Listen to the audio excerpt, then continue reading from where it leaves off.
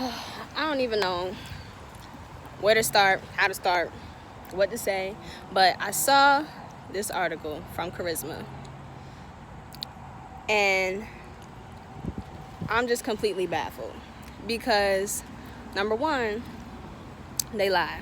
They lie so bad. Oh my God, like I'm so heated because of how much they lie and why. Like, why would they do something like this? It's foolery. It really is foolery.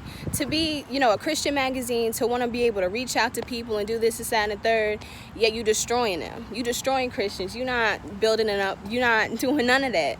You just destroying them. Basically, this article was about Apostle David E. Taylor.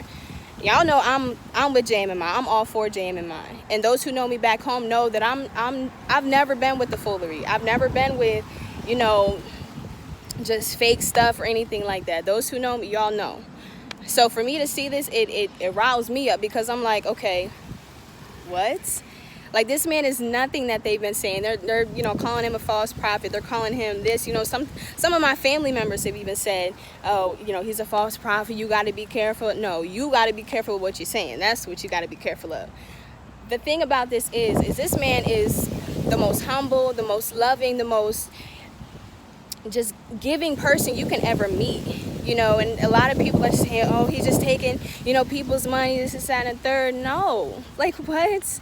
People freely give. People want to give to this because their lives have been touched. They've been touched by him, by just his relationship with God. My relationship with God has grown tremendously.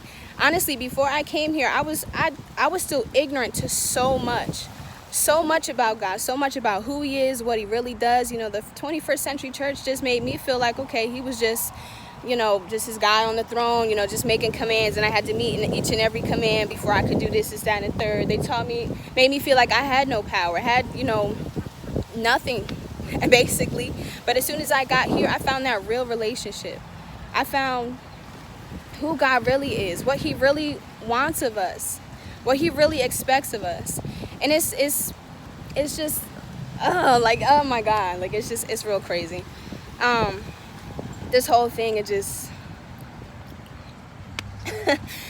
well, mostly all I have to say is, those people who are following these lies, those people who are, believing these things, and, a few people who have actually approached me, they've been saying, okay, I think you need to come back home, you're not following a guy who's right, and, this is that and third, and basically, because I know what I've seen, because I know and have met Apostle personally, I know that this is the real deal. So the thing that I tell them, and I'm going to tell you guys too, is if you really believe that this is fake, I dare you to go to God yourself. I dare you. And if God or Jesus will appear to you guys and tell you that he's a false prophet, that he's, not of God, this is that and third, I promise I will pack my bags up and go home.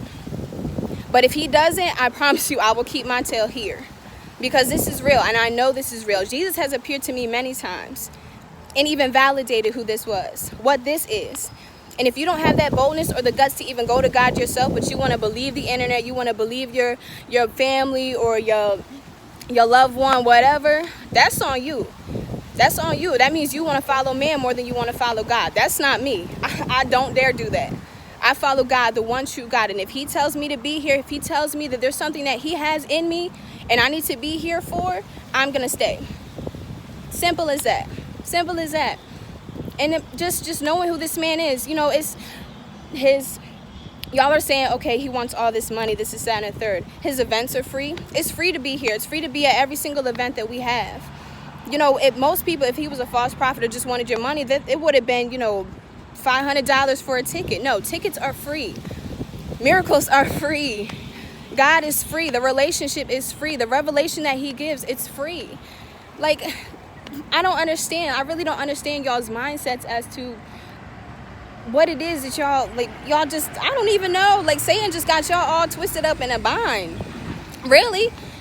And y'all too blind to see it. Y'all too prideful to even want to humble yourself and go to God yourself. Get on your knees yourself. Fast for at least 3 days. Do something. No, y'all want to immediately go to the internet. Y'all want to make the internet your God. That will get you in a world of trouble, especially in this day and age, in this generation. I get it. There's lies everywhere. I get it. I get, your family lies to you.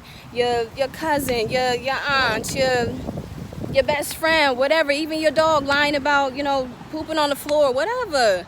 I get it. I get that there's lies. But that's when you got to go to God yourself. That's when you got to go and ask him, okay, Lord, who is this? What is this? Don't you get, even in the Bible, they persecuted Jesus.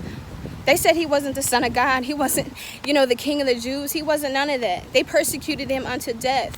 They killed that man for that, over lies. Now, of course, he was humble enough to do God's will, but don't you guys see what is happening here? Don't y'all see that it's always the greatest men of God who get persecuted the most? And the crazy thing is they're more persecuted by the church than they're persecuted by people outside of the church. And it's more people outside of the church that don't want to be more a part of this because they want to know the true God.